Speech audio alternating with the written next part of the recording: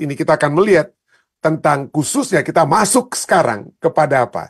Kepada peristiwa di menjelang kedatangan Yesus, menjelang kematian Yesus yang pada saat itu terjadi ya dengan kata lain. Nah, Markus 11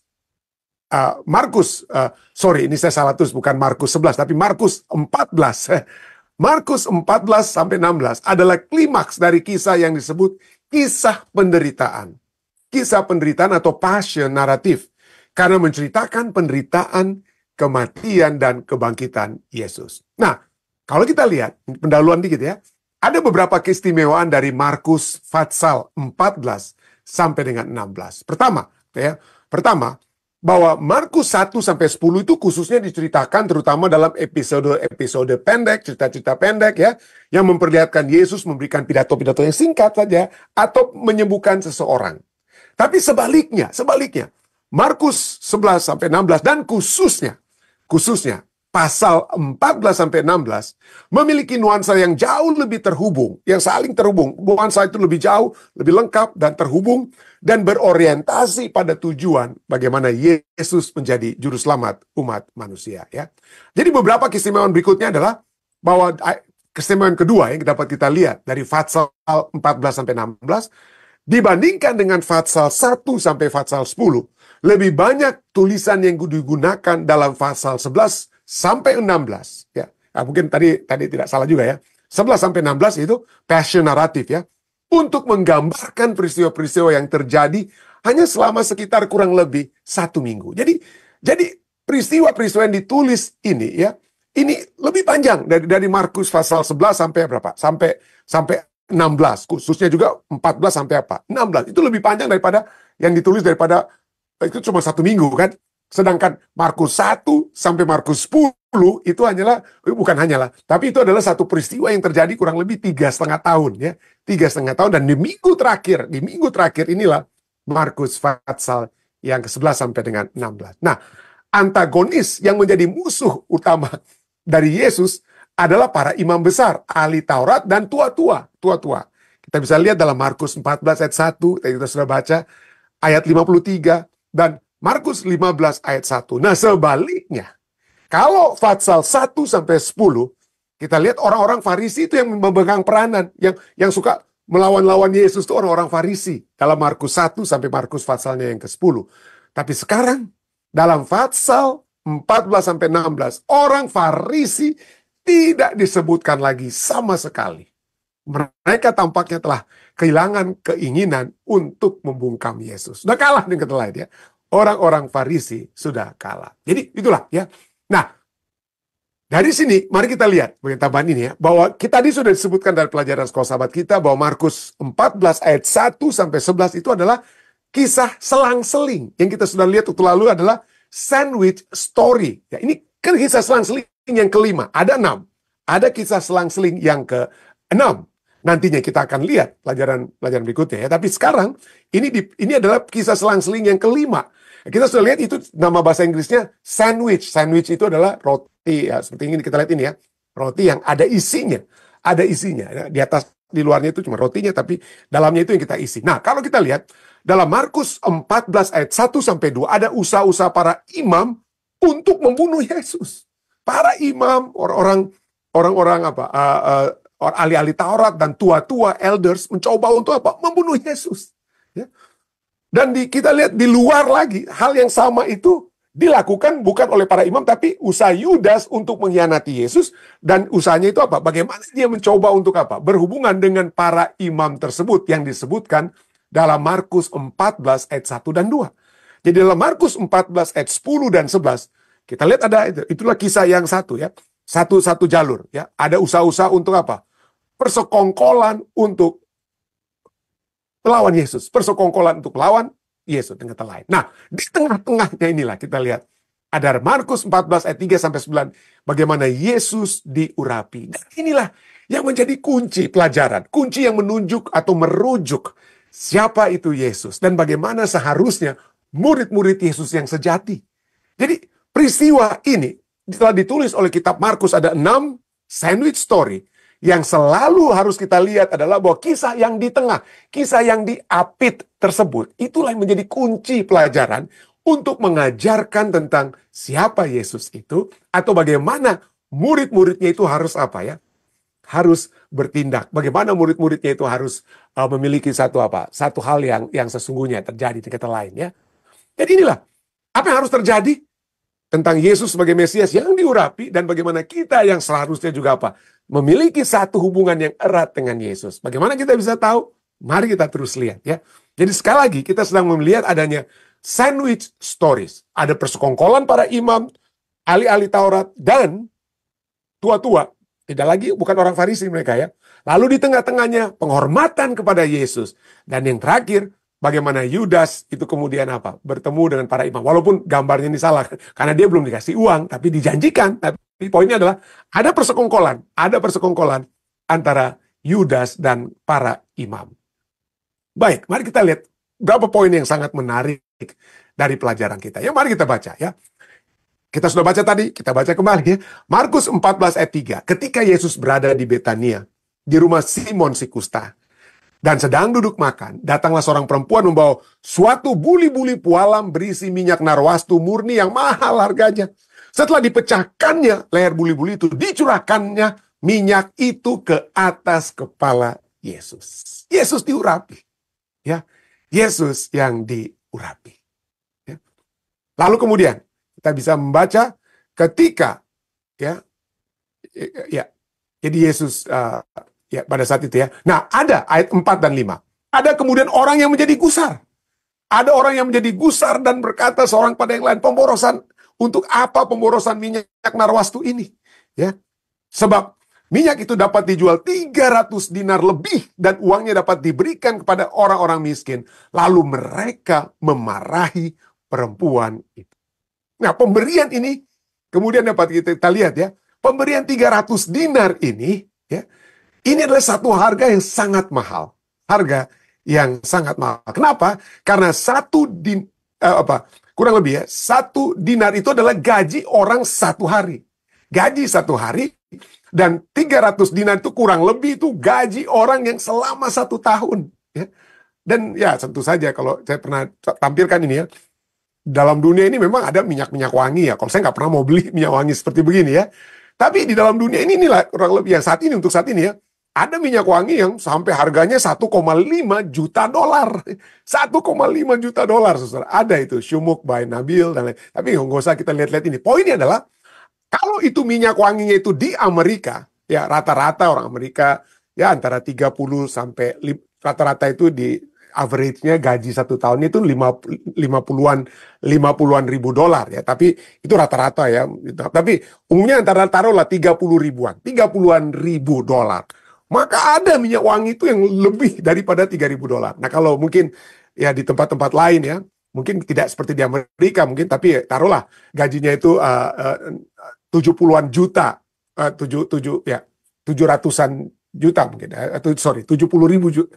70 juta mungkin ya, 70 juta per tahun. Nah, itulah satu harga, satu minyak wangi juga ya yang dapat kita lihat. Jadi poinnya adalah bahwa ini mahal. 1 tahun dia punya apa? 1 tahun gaji. Dan itulah tentu saja orang-orang langsung apa? Oh, marah mereka. Kenapa dia memboroskan? Kan bukankah sekarang ini banyak orang-orang yang datang ya? Acara Paskah itu banyak orang dari seluruh penjuru apa ya? Di seluruh tempat pada saat itu, Yudea dan lain sebagainya, itu akan datang ke Yerusalem. Dan orang datang itu, maka mereka akan apa? Masuk ke mana? Ke Ka'bah ya pada saat itu. Dan di sepanjang jalan yang menuju kepada Ka'bah, pasti sampai saat ini kalau ada perayaan-perayaan khusus, pasti di jalan yang sampai menuju ke tempat yang dikenal dengan apa ya? Tempat gereja-gereja yang sekarang sudah menjadi tempat katanya di bekas Bukit Golgota, itu banyak sekali pengemisnya. Banyak sekali pengemisnya kalau ada perayaan-perayaan seperti Natal dan lain sebagainya ya. Jadi banyak sekali. Kenapa orang disitulah para pengemis dapat memiliki apa? Uang yang dapat diberikan oleh orang-orang yang datang. Dan seperti saya katakan tadi, orang-orang Yahudi pada umumnya memberikan the second tithe, perpuluhan yang kedua. Dan salah satu bagian dari perpuluhan kedua itu mereka berikan kepada orang-orang miskin tersebut. Mereka berikan kepada orang-orang miskin. Jadi Marah mereka, ini orang-orang yang hadir di pesta pernikahan itu, ini buang-buang uang saja nih. Ini 1 tahun gaji, 1 tahun gaji. Tapi apa yang terjadi kemudian? Kita lihat bagaimana Yesus membela wanita tersebut. Kenapa Yesus bela? Kita lihat ada 3 stages, ada 3 langkah pembelaan Yesus ya, 3 langkah pembelaan Yesus ya. Pertama, Yesus menegur orang banyak. Ya, Markus 14 ayat 6. Tetapi Yesus berkata saat mereka bilang mulai menegur, saat mereka apa? Menegur wanita tersebut, Yesus justru apa? Tegur mereka. Biarkanlah dia. Let her alone. Yang lain ya. Biarkan dia, jangan ganggu. Mengapa kamu menyusahkan dia? Dia telah melakukan suatu perbuatan yang baik. Kata baik muncul ini ya. Dia melakukan satu perbuatan yang baik padaku. Perbuatan yang baik kepada Yesus. Nah pertanyaannya, perbuatan yang baik bagaimana yang dia lakukan kepada Yesus? Ya, penghargaan apa yang dia lakukan? Ya, baik dengan cara apa? Itu kan minyak wangi kan kok, waduh mahal sekali untuk apa? Mahal sekali ya. Kalau kita mau pikir ya, minyak wangi kita aja kalau mahal begitu, wah kita pakainya sedikit-sedikit sekali kan, kita mau semprot minyak wangi tersebut. Ini dipecahkan semua lalu dituang semuanya ke atas kepala Yesus. Itu buang-buang saja itu saudara. Ya. Tapi inilah ya, dia mungkin itulah sisa uangnya. Dengan kata lain ya, dan itulah kekayaan mungkin yang dia miliki. Tapi semuanya dia mau berikan kepada Yesus. Kenapa dia lakukan itu? Karena dia menghargai Yesus. Dia menghargai Yesus dengan penghargaan tertinggi yang dapat dia berikan. Gaji 1 tahunnya itu kurang lebih 300 dinar. Taruhlah itu 30.000 US dollar. Ya, 30.000 kalau di Amerika. Ini dalam konteks Amerika ya. Nah, berapa? Coba kita lihat. Berapa harga yang diberikan kepada Yudas pada saat dia menjual Yesus? 30 keping perak, saudara. 30 keping perak. 1 shikal perak. 1 shikal perak itu kurang lebih 420 gram perak.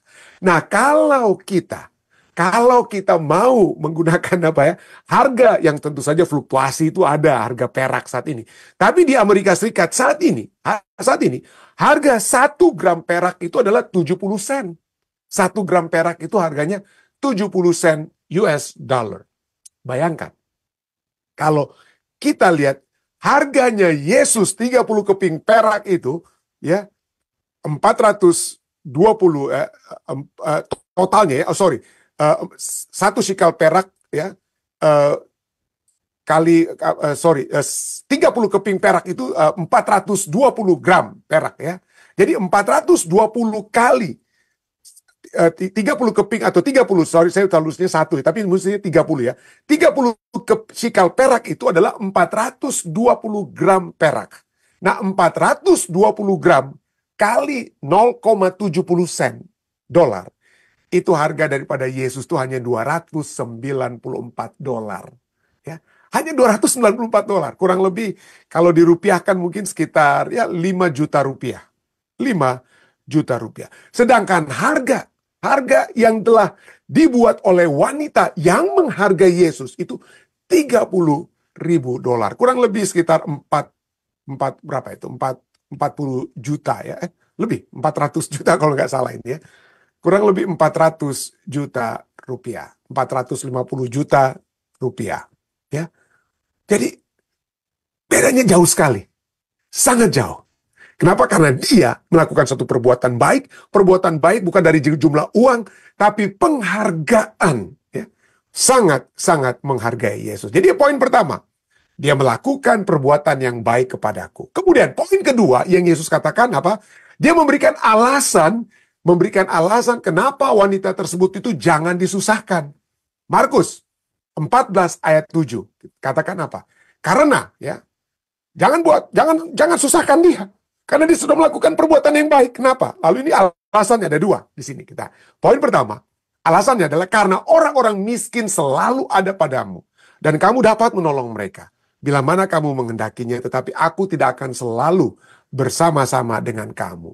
Nah, apakah Yesus ini menjadi menjadi seseorang yang sangat pesimis? Wah, orang-orang miskin selalu ada padamu. Apakah ini seperti tidak sensitif Yesus? terhadap kemiskinan orang ya, terhadap kemiskinan. Nah, sesungguhnya Yesus tidak mengajarkan percuma bantu orang miskin karena banyak sekali nih orang-orang miskin. Seringkali orang katakan, "Aduh, pendeta percuma udah bantu dah, capek mau bantu-bantu." Nah, banyak sekali permohonannya pendeta. Banyak sekali permohonan-permohonan yang datang. Nah, mungkin orang ini Yesus saja kan sudah bilang nih, orang-orang miskin itu akan selalu apa? Setia padamu. Jadi, apakah ini berarti ayat ini katakan, udah sekali-sekali udah jangan perhatikan mereka. Jangan perhatikan mereka, perhatikan Yesus aja. Nggak usah perhatikan mereka. Ya, seperti itulah banyak orang memiliki pandangan seperti itu. Tapi hati-hati saudara ya. Kenapa? Karena kalau kita membaca ayat ini, karena orang-orang miskin selalu ada padamu, sesungguhnya Yesus bukan tidak sedang sensitif, tidak sedang insensitif atau tidak sensitif kepada orang miskin, tidak. Dia sedang mengutip, ya. Dia sedang mengutip Ulangan 15 ayat 11, ya. Ulangan 15 ayat 11 katakan, sebab orang-orang miskin tidak hentinya akan ada di dalam negeri itu. Ya. Dan inilah kemudian Yesus kata, kamu dapat menolongnya. Ayat Ulangan 15 ayat 11 katakan, itulah sebabnya aku memberi perintah kepadamu. Demikian, haruslah engkau membuka tangan lebar-lebar bagi saudaramu yang tertindas dan yang miskin di negerimu. Ini bukan berarti ayat ini seakan-akan menyatakan, udah, percuma bantu orang-orang miskin banyak sekali, udah nggak akan pernah selesai, udah kalau karena nggak akan bisa selesai, udah kita nggak usah bantu-bantu. Tidak, justru pernyataan Yesus ini menandakan bahwa kita tetap harus dapat apa? Membantu. Itulah sebabnya Yesus katakan apa? Kamu dapat menolong mereka bila mana kamu mengendaki. Tetapi, ya, kata tetapi ini adalah prioritas, ya, prioritas utama yang harus terjadi. Ya. Di atas membantu orang miskin, ada yang lebih utama, ya. Ada yang lebih utama. Apa itu? Nah, ini dia dari kalimat aku tidak akan selalu bersama-sama kamu. Nah, kenapa ini harus menjadi satu prioritas? Mari kita lihat ya. Hal yang paling berharga, dengan kata lain ya, hal yang paling berharga di dunia, bagus tentu saja. Bagus kita membantu orang miskin, tapi ada yang lebih berharga. Apa itu penghargaan yang lebih berharga? Yaitu untuk bersama dan bersekutu dengan Yesus. Firman yang menjadi manusia dan tinggal di antara manusia. Yohanes 1 ayat 14.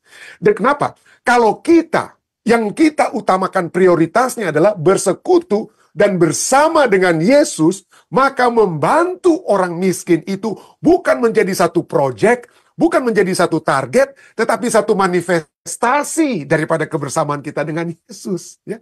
Kita bukan, kita dimintakan untuk bantu orang miskin di pendeta. Gimana caranya ya, pasti banyak kebutuhan. Tidak. Poinnya adalah, kalau kita sudah bersama-sama dengan Yesus, ya, bersekutu dengan Yesus, maka membantu orang miskin itu adalah satu hal yang akan secara otomatis terjadi. Ya. Tidak perlu dijadikan satu proyek dulu atau apa ya. Tapi itu adalah satu hal yang keluar langsung dari dalam apa? Dari dalam diri dan kehidupan kita. Keluar secara otomatis. Jadi, tapi poinnya adalah, itu yang harus lebih dahulu. Carilah dahulu kerajaan Allah. Maka segalanya itu akan ditambahkan kepadamu. Dan disinilah Yesus katakan, kamu akan dapat terus menolong orang miskin. Aku tidak akan selalu bersama-sama dengan kamu. Tapi wanita ini, dengan kata lain, wanita ini ingin bersama, ingin bersekutu, bahkan bukan itu saja. Dia memberikan satu hal yang apa? Yang terbaik. Dia memberikan yang terbaik, dengan kata lain. Hal yang baik yang dia lakukan. Dia rindu untuk memiliki satu kebersamaan yang erat dengan Yesus Kristus. Kenapa? Karena biasanya dari zaman dulu ya, pengurapan itu seorang imam yang baru diurapi, ditaruh juga minyak ya. Walaupun mungkin minyaknya bukan mungkin minyak wangi seperti yang mahal begitu, tetapi orang yang mau mati sekalipun itu biasanya, orang mati sekalipun sama seperti sekarang mungkin ya. Dulu di zaman kami ya, pada saat orang mati itu biasanya di peti mati itu ditaruh apa, minyak itu apa itu yang kolonj itu dari Jerman itu 4711 atau apa ya, taruh di situ. Kenapa? Itu seperti mengurapi ya, memberikan penghargaan, dengan kata lain ya, memberikan penghargaan kepada orang yang akan mati. Dan ini yang dilakukan oleh wanita tersebut ya. Kamu tidak akan, aku tidak selalu bersama-sama dengan kamu, tetapi pada saat minyak itu diberikan, dengan kata lain, seperti orang yang taruh minyak di peti mati, maka itu kebersamaan, dengan kata lain, ada di dalam peti mati tersebut, dengan kata lain. Jadi kerinduan wanita ini adalah untuk selalu bersama, bersekutu dengan Yesus, bahkan pada saat Yesus mati sekalipun. pada saat Yesus mati sekalipun, kehadiran ya yang dia rindukan untuk bersama dengan Yesus itu disambung dengan kata lain, disambung pada saat Yesus mati sekalipun. Itulah sebabnya ya. Itulah sebabnya di sini kita lihat itulah ya dia memberikan dua alasan tersebut tentang orang-orang yang miskin dan juga aku tidak akan selalu bersama-sama dengan kamu ya. Tapi wanita itu ingin bersama-sama dengan aku. Nah, poin ketiga. Ia kemudian meningkatkan tindakan wanita itu menjadi bagian pekabaran Injil. Menjadi bagian pekabaran Injil. Markus 14 ayat 8-9. Ia telah melakukan apa yang dapat dilakukannya. Ya. Apa yang dapat lakukan. Ini seperti saya jelaskan tadi. Tubuhku telah diminyakinya sebagai persiapan untuk penguburanku. Aku berkata kepadamu, sesungguhnya di mana saja Injil diberitakan di seluruh dunia, apa yang dilakukan ini juga, apa yang dilakukannya ini akan disebut juga untuk mengingat dia. Itulah sebabnya, kapan itu Injil diberitakan? Apa setiap pemberita Injil itu akan khotbah tentang wanita ini? Tentu saya tidak. Tetapi di sini jawabannya apa? Bagaimana Injil diberitakan seluruh dunia? Karena Injil ini dimasukkan apa? Ditulis dalam kitab Matius, Markus, Lukas, dan Yahya. Atau Yohanes. Ya. Jadi pada saat Injil itu diberitakan, peristiwa dalam format yang berbeda yang dilakukan pengurapan Yesus ya. Pengurapan Yesus itu diberitakan di keempat buku yang disebut Injil tersebut ya. Jadi itulah disebutkan ya. Bukan berarti setiap pemberita Injil itu harus tapi poin di sini adalah itu bicara tentang 4 Injil perjanjian baru. 4 Injil itu adalah Matius, Markus, Lukas, dan Yohanes. Jadi di mana saja Injil diberitakan yang menggunakan keempat buku Injil tersebut, maka sesungguhnya itu dapat apa? Pertama, itu implikasi pertama, itu diberitakan. Dan yang kedua, poin kedua, ya, karena disinilah kita melihat bagaimana ada seseorang yang menghargai keberadaan Yesus Kristus, yang ingin selalu memiliki satu hubungan yang baik dengan Yesus yang mati. Yang Yesus yang mati dan kemudian dibangkitkan. Karena Injil itu apa? Apa artinya good news? Kabar Injil tersebut. Yaitu Yesus yang telah datang, Yesus yang telah mati, tapi Yesus yang telah bangkit agar saudara dan saya yang seharusnya mati, kita memperoleh kasih karunia untuk hidup selama-lamanya dengan Allah kita ya. Jadi, dan poin ini, dia telah melakukan, wanita tersebut melakukan apa yang dapat dilakukannya. Ingat, pelajaran kita yang lalu, pada saat Yesus berada di Ka'bah, ya, pada saat Yesus di Ka'bah, apa yang pertama pada saat di Yerusalem itu yang dia lihat? Yang dia lihat pada saat dia berada dalam Ka'bah pelajaran yang waktu lalu itu ya. Hari Minggu yang lalu ya. Dia melihat seorang wanita yang memberikan persembahan. Persembahan yang bagaimana? Segala miliknya. Ya. Segala miliknya mungkin sisa miliknya walaupun sangat kecil. Tapi dia apa? Dia berikan. Inilah umat-umat Tuhan yang apa? Yang memiliki kerelaan dengan kata lain. Dan demikian juga dengan wanita ini. Dia melakukan apa yang dapat dilakukannya. Apa yang dapat dilakukannya. Apa itu yang dia lakukan? Melakukan perbuatan baik bagi Yesus. Ya, perbuatan yang baik. Perbuatan yang ingin agar dalam kehidupan dan dalam kematian itu dengan sekalipun ya, dengan lain. Kebersamaan dengan Yesus itu tidak akan apa? Terpisahkan. Dengan apa? Minyak wanginya yang saya percaya pada saat Yesus dengan kata lain ya, itu akan mengurapi Yesus dengan kata lain, persiapan seperti dikatakan sini, persiapan bagi kematian daripada Yesus Kristus. Inilah pelajaran yang dapat kita lihat ya pada saat ini. Satu perbuatan baik yang intinya adalah bahwa wanita ini berbeda dengan mereka yang bersekongkol untuk tidak bersama dengan Yesus. Dia melakukan penghormatan yang tertinggi. Penghormatan yang tertinggi kepada Yesus. Kenapa? Dengan cara untuk selalu memiliki satu kerinduan untuk bersama-sama dengan Yesus. Menerima kasih karunia tersebut dan bersama-sama dengan Yesus. Dan itulah sebabnya Injil tersebut ya. Umat-umat Tuhan, apa artinya Injil? Umat-umat Tuhan yang menerima kasih karunia tersebut. Dan bagaimana kehidupan umat-umat Tuhan yang menerima kasih karunia? Umat-umat Tuhan yang ingin selalu bersama-sama bersekutu dengan Yesus. Kiranya ini dapat menjadi satu kerinduan juga bagi kita semua. Saya bawa ini dalam nama Yesus.